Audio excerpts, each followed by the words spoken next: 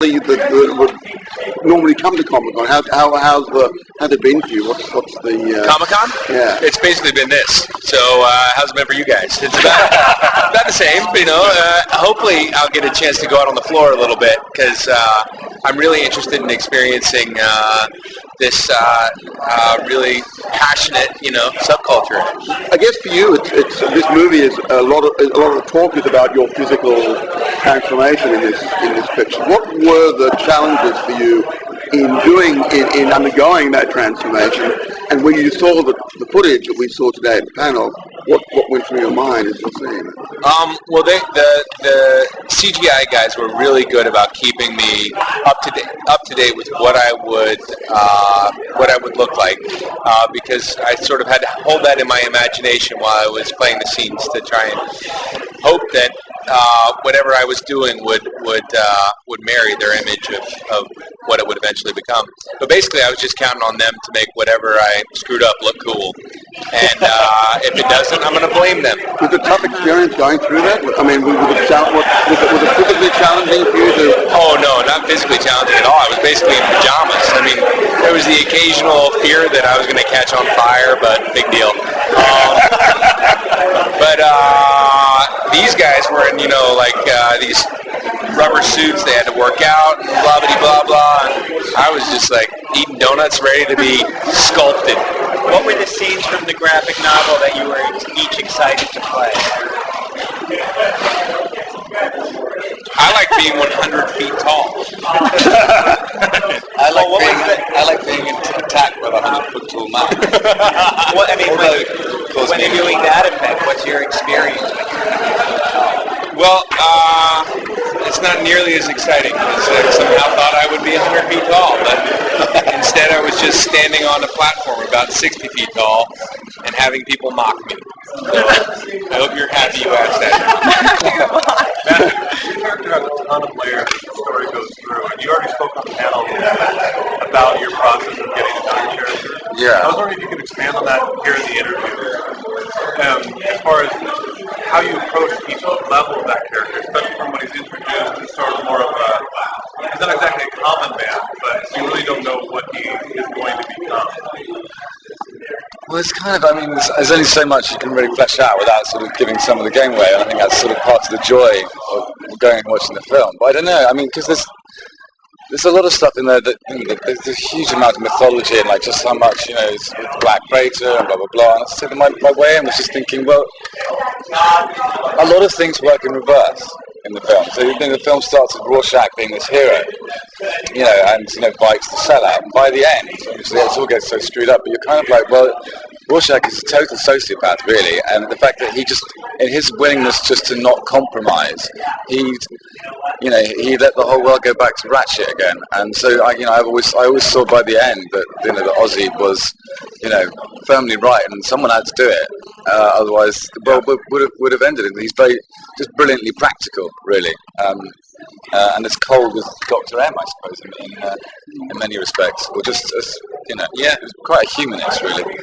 So the stuff that I brought up is, was absolutely true. We shot the first karaoke scene, and as I say, when we were up in Vancouver, I had a couple of weeks off, and it just seemed like a very interesting way to go. And it was the Hollis Mason Under Road thing, as I say, was reading that. You do think, well, actually, they were fucking, communists, Nazis, and aggressive, and that just reminded me of the fact that when he talks about the comedian, he goes, the comedian was practically a Nazi, and therefore linking it back to his own, which you have to do. You've got to try and, because he's really quite a mystery. You don't, you get these sort of bold statements that are just like, parents go, wealth away. So you're just trying to link all the dots up. And as I say, it's not something we try to really fully explain in the movie. It's not, he's German, he's got this thing going on, it's crazy.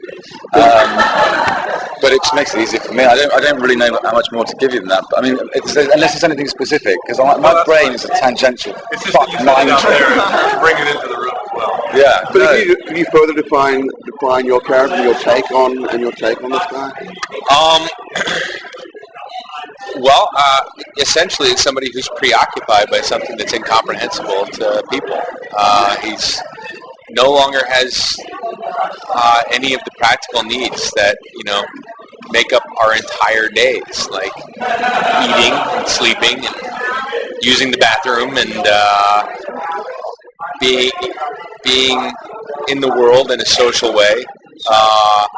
So I spent a lot of my times and scenes trying to, imagine what sort of problems he would be trying to solve.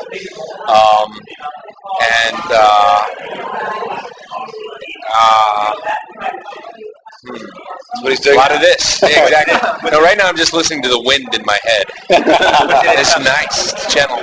Was it a tough sell to you to get you excited about it? Oh, not at all. As soon as I read the script, I was like,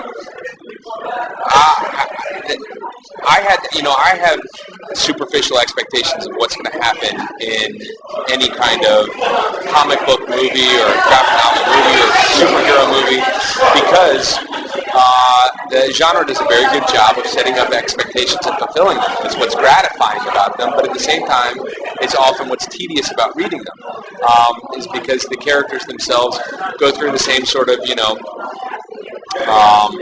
birth and then deconstruction and then rebirth, and to read something that was aware of that typical ambition and subverted it at every chance it got was just fascinating to me. So that was all I needed. With the two characters so divergent mentally and physically, what's it like for each of you to prepare for the characters? Because I mean, even like appearance-wise, completely different. So your experience has to be completely different from yours. Just preparing to get into that tension. Yeah, I mean, obviously, you do your homework and you figure things out, and you have Zach to guide you along the way on many things. But I mean, physically, we had Clay, who's our trainer. He's a rather extraordinary individual. And when I say like the bite method, I'm not joking. This guy has programs to give you that some last an hour, some last 15 minutes, and you're always fucking exhausted. I put on probably a good, 15 pounds. It's sort of, in a way, kind of not totally necessary because, the super suit does a lot of that for you, and it's kind of one of those things again where you kind of forget that when you see your Agent Bikes, or you see who the fuck plays Batman? I can't remember his name. That's Mr. Batman. But what's the character's name again? Bruce Wayne. Thank you very much. Jesus. Right now, I don't know you. Yeah. Well, you can't be We're at Comic-Con. If you got that question, at least whisper it to me. But you forget that they look so. When you look, all right, pipe down. When you look at their characters and when they're in their suits and stuff, they're actually a lot fucking smaller. So as I say, it's done the work for you, but at least it gives you the idea that you have done the strength training and you have done all the, the karate and all that shit. So they cut in the nipples for you. And you can stick your nipples out. You can plug them back in again. You can do what the fuck you like. Yeah. As you guys got more conversant with Watchmen, did it open up your mind to the literary potential of comic books, like beyond superheroes? Oh my God, yes. I mean, you read